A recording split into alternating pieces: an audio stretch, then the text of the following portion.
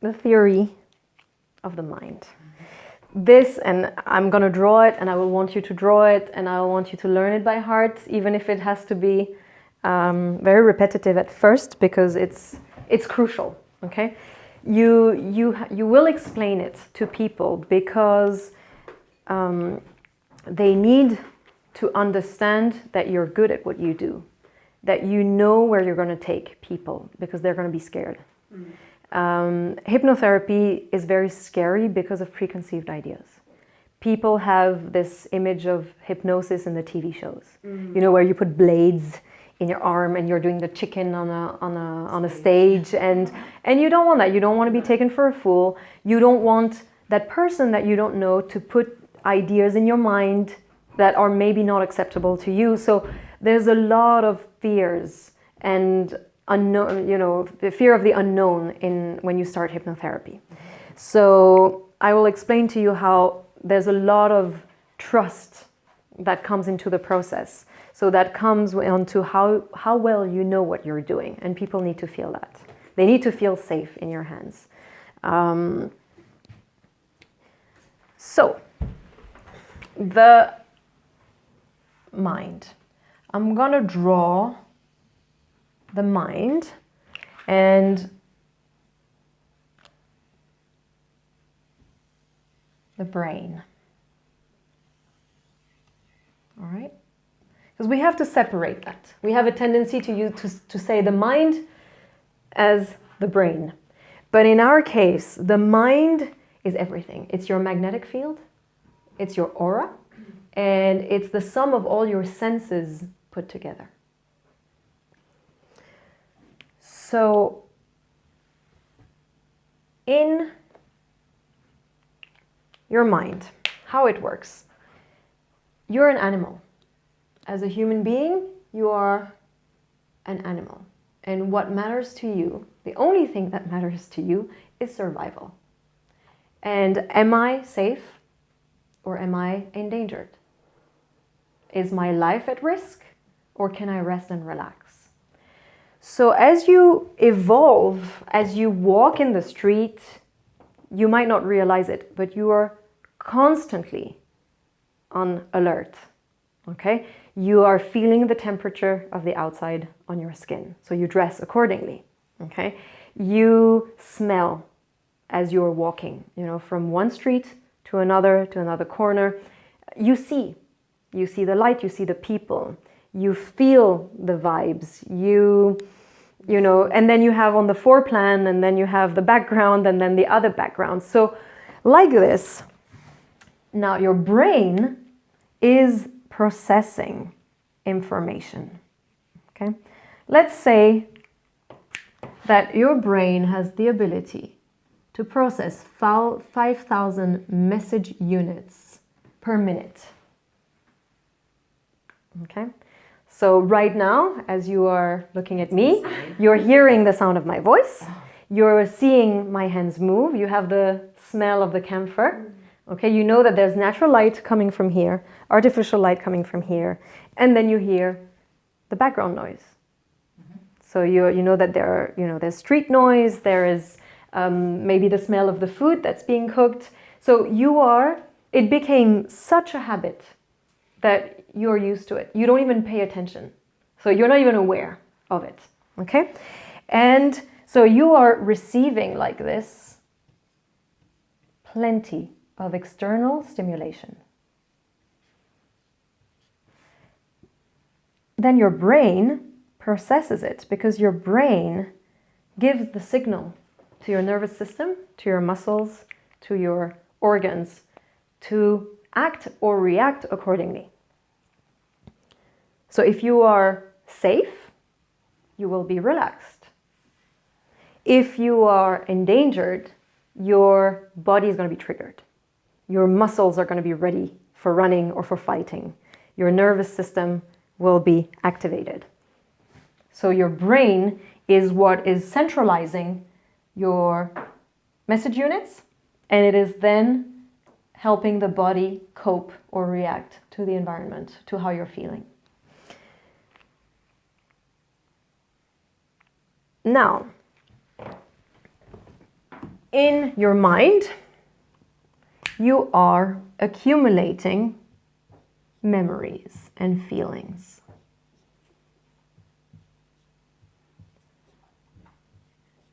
Okay?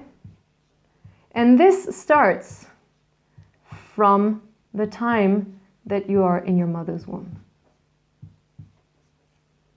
You are experiencing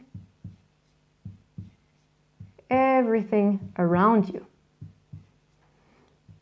And as humans, we are very simple beings. To make a gross separation, this is pain and pleasure. Okay?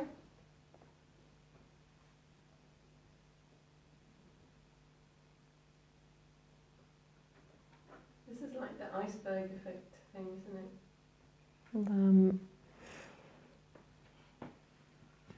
You saw that in the meditation. I think you addressed it, no? In the group meditation a little bit. So it's as simple as this. You are confronted to an external stimulation and you react to it. I like, I don't like. Okay?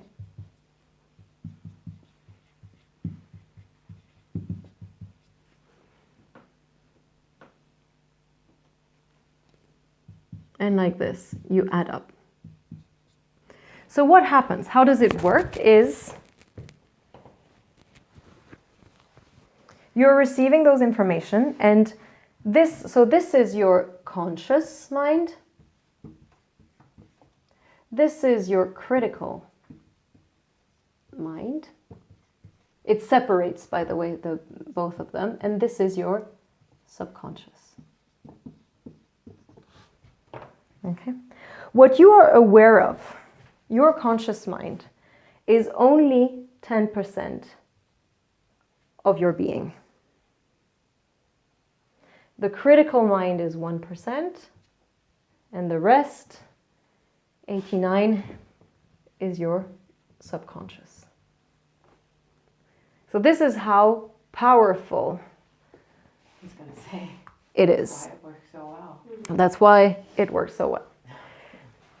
So imagine here you are in your mother's womb and someone is complimenting her and complimenting on the baby. So already you're hearing that, you're feeling that vibe of pleasure. So compliment. I like when someone compliments me, it feels good.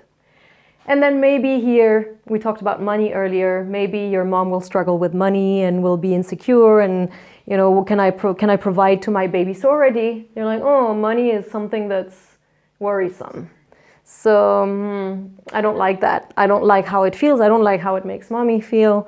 And now I'm also worried, like, am I going to survive? You know, is she going to be able, will she be able to feed me? You know, am I safe or I don't know what's going to happen? So insecurity and so on linked with money.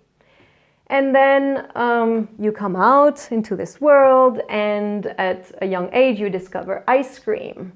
So you're like, oh, ice cream, it's very sweet. I like it. And mommy always gives it to me when it's a reward, when I've done something good. So I really like ice cream. And then someone bullies you at school. So you're hurt, you're very hurt. And you're developing this self-esteem issue where you're wondering if what they're saying is the truth or, you know, if it's the truth or if it's made up. So here you build up, you know, question marks. And question marks create pain. I don't like that. It makes me feel that I'm not sure what's going on. And so on. And you are having millions and millions of files like this. And it's just like a computer. Okay? On your desktop or in your documents, you're having files and they're all there and present, active. You know, if you need a file, you can always get to it. So this is the same here. Now, of course, once you have a file that's created, once you live an experience that is very similar, it comes back into the same folder. You're reinforcing something that you already know, whether it's pleasure or whether it's pain. I can make a side note on addictions. because that's where it becomes very tricky. Let's take cigarette, for example. Someone who is smoking has a very strong file here that is, cigarette is nice. Everybody knows that cigarette is harmful or it's not good for you. But for a person who's smoking, cigarette is really good. You know, it helps relieve the stress, it helps losing weight, it helps whatever reason they have to smoke. And then you have the habits. You know, you've had your first cigarette in the morning, the cigarette after a meal, cigarette after sex, and all of this is so nice. So with every drag that a person is taking, or in every spoon of ice cream that the person is taking, they are reinforcing the pleasure. Okay, so imagine if someone has been smoking for 20 years, how many cigarettes they've smoked and how many times they have reinforced that sense of pleasure. So what happens is, there's a rule, is that you can, in the subconscious mind, you can only replace pain by pleasure. You cannot come and say and add one rule, which is, okay, from now on, I quit smoking. Because this is always stronger. The subconscious is always stronger than the conscious mind. That's why it's so difficult for people to quit addictions. You can, it's not impossible, but you require a very strong will, because this one is what feels more normal. And this is where the pleasure is. And because the trick is that you cannot go and erase the pleasure here, because the subconscious will not let you do that, what you have to do is create a new file of pain and load it. And load it so much that it's gonna become twice as big as the pleasure. Crazy. And once this is very clearly anchored into the subconscious, that's when someone stops their addictions. So what would you load it with when you say you've got to load it? So the pain With whatever. Usually you take people's own language. You use their own words. So you have to have a little bit of a chat with them before. Okay? Because you can, that's also another thing. You cannot come with your own sense of appreciation or judgment. Because for you, what's good and bad about tobacco or any other drug is completely different from someone else's point of view. Some people will smoke for one reason, another one will smoke for another. And sometimes it's just a heavy energy that needs to be lifted. So there are many, many reasons for it. A very important message I was given was to use the techniques without any judgment, which is very hard. Because of your being, even as a therapist, okay? Here, if I have a client that comes, this person have their own matrix, okay? Their own computer system. And this is why I was asking you earlier, what do you define as filters? Because for me, these are filters, okay? If there is an event happening here and going to here, before it reaches the brain, in a way, it's going through all of this. So that's how you're being triggered by what's happening outside of you. Because in your childhood or in your recent past, you have created pains and pleasures. So when you're observing something that you don't like, you're being triggered. This is how anger works, jealousy, the sense of injustice, where people cannot help themselves but react and jump into a certain situation. So I am also a human. I might be a therapist or a teacher, but I have my own computer as well. I have my own experiences of pain and pleasure. So if I start if I start analyzing, or if I start making a diagnosis of a person, then I'm already going further and further away from the result. Because when someone comes to you, they're seeing you for the first time. Maybe you're going to talk for half an hour.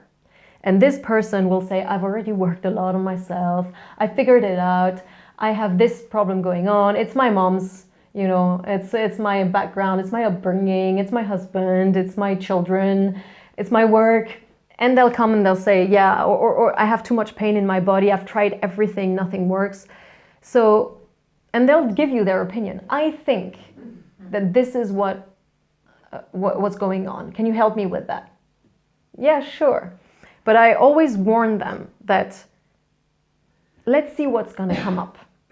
Because if I listen to you right now, you're telling me 1% of your whole story, of your whole life. And you're giving me your perspective on this situation, which might not be the truth of the situation, because you have certain filters in between. And then from this angle on which you're telling me the story, I'm also receiving it through my own filters. So I might judge it in a certain way. And I don't want to do that, because we might take a lot of time and we might go very, very far away from a good result. So what we do is that we create an opening, and I'll explain you how we do the opening, but we create a bridge here between the conscious and the subconscious. Once the person is there, you don't need to tell them where they have to go. You can try, but they already know, because once it's open, maybe this folder is blinking. Come here, come here, come here. I want you to open this file. This is urgent. Come, come, come. So maybe someone will come for a cigarette and they'll say, I want to stop smoking. And sometimes you will take them there. But sometimes you'll take them down and they'll say, oh, well, actually, I want to go there. So you don't say, no, no, no, no, no, I want you to go there. Let them and follow them. Allow every person to go where they need to go, because that's also extremely empowering. Because it will teach them that they know deep inside what the issue is, and they can even intuitively go to the solution. They can resolve their own, the mess that they have in their own plate, if you want to put it this way, or the pain or what they're dealing with. So now on a first session, people are not going to go very deep, okay? They will stay to the surface because, as I said, every experience will create a pain and a pleasure folder, okay? But they've never tried hypnotherapy before. So they don't have any reference point. Is it going to be painful, or is it going to be pleasure? So the mind, or the human mind, hates not knowing what's going to happen, okay? So the fear is so intense. Even if they want to try, they're very curious and they're very enthusiastic. But the fear is so strong that they'll say, okay, I like this therapist, I like her vibe, but what if she says something? What if she tries to put something in my mind that I don't like? So, okay, I'm going to play the game, but I'm going to stay here, because I want to be able to run back up to the surface if I'm not liking what's happening. So you have to explain to them that even though they are in that deep relaxed state, they are always aware of what's happening. They can open their eyes at any time. That the subconscious mind will not allow a pain to come and replace a pleasure. So they cannot come and mess up with your mind. They cannot control you. Something that's not acceptable to you will not stick. Okay? And that's very important, because people want to let go. They want to experience that thrill. But at the same time, they don't want to do that at any cost. So they have to understand that they're still very much in control. You are working with their own self-control. And they're the ones deciding. So you have to give them that space, to give them the opportunity to feel empowered by this technique. Okay? So what we do when we put the client into a trance is we work with the brain. All right? So we're going to saturate the brain. We're going to create a bug, an artificial bug. So you make them do an exercise, which I will teach you in a bit, and you saturate their mind so that it creates an overflow. So you, let's say from 5,000 message units, you go to 6,000 and then 8,000. And what happens is that it becomes a bit tiring. And the bug is something that you've never experienced before. So your physical, your animal instinct will be, it's a danger. It's a danger. And that is going to trigger your fight and flight response. Do I attack? I resist, or do I run away? So in the beginning, because they are playing along with you, you're asking them to do this exercise, so they're going to resist. Okay, they're not going to let go because they want to do good.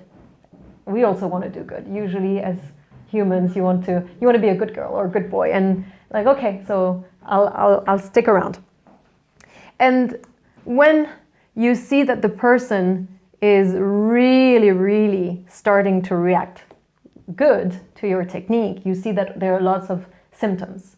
The throat is getting a little dry, the fingers start moving, the nervous system is working, their eyes, their sight is a bit blurry. So that's when you stop, and you stop all of a sudden. And when that stops, the flight mechanism is triggered. And when you're flying off of your body, that's an image that I'm giving, you just relax. It's like, oh, finally I can rest. This exercise is over. It's not painful, by the way, but it's unknown. You don't know where the person is taking you, and you're making them talk and do things, and so they're very happy when it stops. And at the moment of stopping, that's when the mind starts relaxing, and it drops and it goes very deep down. Now, as I was saying on the first session, people will stay here. You have to be aware, and you can even tell that to your clients, that on a first session, they might even be disappointed. Because they were expecting to go into past life. They wanted to come here so deep that when they wake up, they barely remember what happened. But unfortunately, on the first session, they'll be here. Okay? And that's their own self-defense mechanism. So in a way, if they want to be here, it's really up to them. It's not up to you. So you also take that heavy weight off of your shoulder. It's not your responsibility to give them a high or a thrill of an experience. It's their own responsibility. Your job is to take them here and help them navigate. Because for anyone who's coming here for the first time, this is a maze. It's a labyrinth. So you are gonna take them there. And there are many cues that you can pick up to understand where you are and what's going on.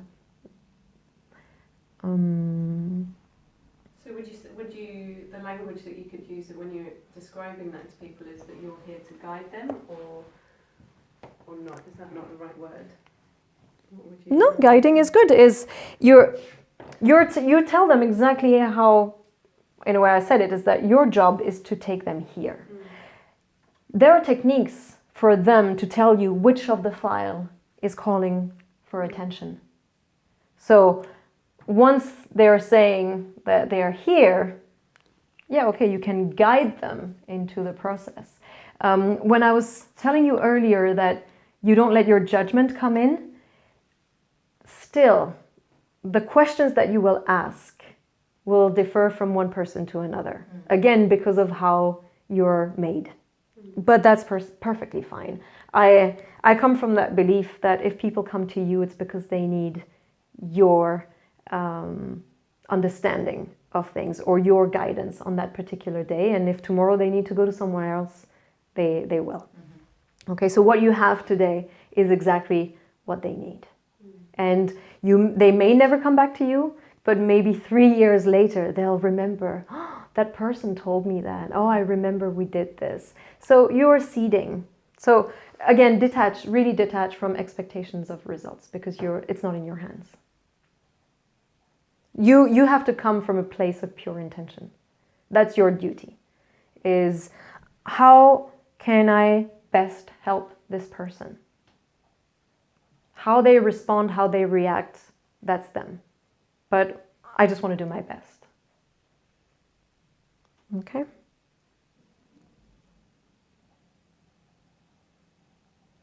Here I was drawing layers, because the deeper a person goes, here you're having all the actual life memory, and here you're going into the primitive mind. You are going into past lives, parallel lives. You're going to access the baggage, your karmic baggage, mind's baggage. When we talk about soul, mind, and body, this is the mind, okay, which contains the soul. The mind is almost like a cloud, okay? You have that spark of soul in it. And the mind will come with certain baggage. So instead of being 100% clear and transparent, there are patches of ignorance and darkness. Okay? And this can come from other lives, past or parallel, okay, or future. So once you go into those layers, after a first session, a person will start going a bit deeper and then a bit deeper. And so sometimes you'll have a client who'll go into past life right onto a first session, and you have to be prepared for that. But most of the time they go after 2 to 3 sessions. They can go on the second or the third. It's rare that you will have someone go into past life on the first.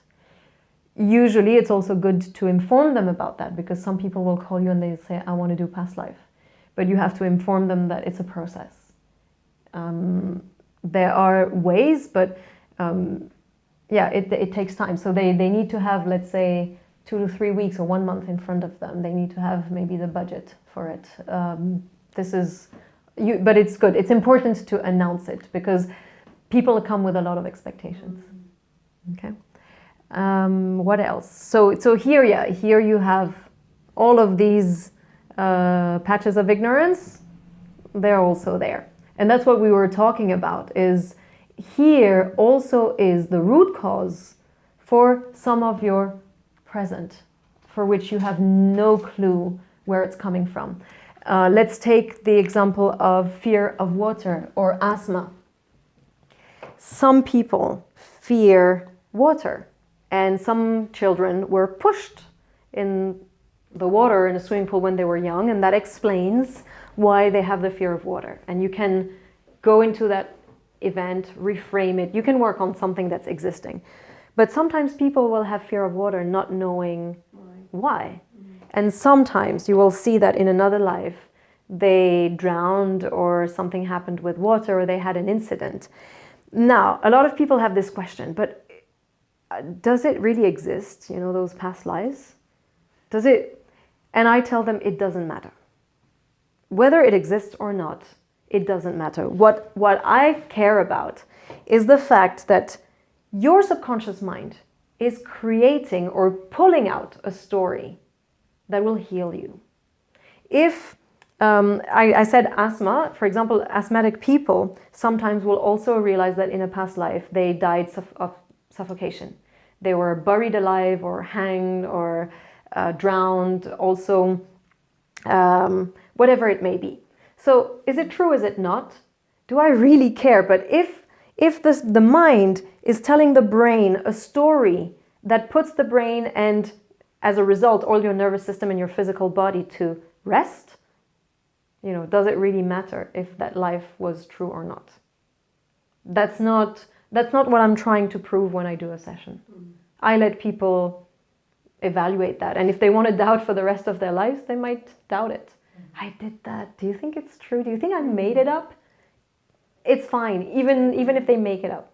But remember always one thing. You cannot invent something that you don't know. You cannot speak about colors with a blind person. You have to have experienced something. So when we do this technique, and that's why I say that it works even if the person feels they're not in trance. Because the moment we work with the imagination of a person, if you tell them to imagine something, you're already working with their subconscious mind, because they cannot invent or create something that they don't know. So we have a whole technique to help the person relax with the process. But I could start any session with just, okay, close your eyes and let me guide you through a process. The moment I start working with your imagination, I can first guide you, and at some point when I feel that you're deep, deep, deep within yourself, I let you take over the lead. So this is more of a process to help people relax, because it's very scary at first. But you can start a session without any induction, really, if you think of it. I have a question. So when you say, for example, with a blind person, you can't talk about colours, but if they're blind now, but in a past life they weren't blind, but they did know and experience colour, would you be able to use that as part of the session? Or? You can. I've never worked with blind people. I don't know. But I've heard of stories. I've never had the case of people visiting past lives where they were speaking other languages, and all of a sudden they can speak that language. I've heard those stories, not verified, but for me, because I started my career by going to therapy, I visited past life where I was a healer, and by doing that, I reactivated some of my gifts, or I activated my gifts without knowing how and without needing teachers. I just knew how I could heal with hands and do a certain, intuitively know and heal people. And yeah, then you need to, at first, that was my first reaction. Am I creating it because I wanted to? Or, so then I tried, I practiced, and it revealed to be true. So yeah, sometimes you can have a maybe blind person start seeing or feeling colors or experiencing colors in a different way. Because everything is energy. We're referring to eyesight. Yeah. But if I tell someone or a blind person to feel what would be the energy of a blue color, just by hearing blue, maybe they'll feel an energy coming to them. Maybe they'll have their own colors come into their third eye. That would be interesting to ask if someone, if you know, or if someone can comment on the... My mum had her guide painted by a blind person when she was younger, which I find fascinating. She didn't know what she was drawing. It was just something that she channeled and... Yeah, which is so... And she was using colours? And she was using colours, but she obviously couldn't see what she was doing. It was just guided through her. So, and, okay, but would she know what are the colours? No, because she was blind, she couldn't see. She was just feeling around it. So that's what I mean. But how would she buy, that's what I'm saying, how would she buy the... No, okay. Oh, it would be interesting to find out. Interesting. Okay, so does that make sense? Could you see yourself explaining that to someone? Okay. If you think of it, it's quite simple. It looks complex, but in the end, we're very simple beings. But this has to be very clear, because the person needs to feel safe with you. The safer they're going to be, the better the experience. And if you start a session without clarifying certain things, You've tried sessions. I'm sure you heard only half of what I said when I was, because you saw this drawing already. I remember doing it for you. I remember doing it for you. Do you remember everything that I said at that time? I do, yeah. Yeah? Okay. Yeah. But I wasn't afraid though. Yeah. But you had tried something similar before, no? Yeah. You had. Yeah. Because I've had people tell me, like, yeah, I remember you doing this, but I didn't understand anything. But it sounded, reassuring. So they might not grasp or understand it completely, but it will make them feel that you know what you're talking about. Yeah. A bit more confidence. And then they're like, okay, she knows how this works, so I can let her take my hand and take me wherever I need to go. So you're opening up the doors, because the more fear, then the more difficult you'll have. And when you do a session, you want to have as many yes answers as possible. You need people, when they go down, to follow you. If they say yes, yes, yes, yes, yes, it means, okay, so it's also a validation. She knows what she's doing. Whatever she's doing, I'm feeling, I'm seeing, I'm going through the experience with her. If they start by saying no, no, no, they'll feel that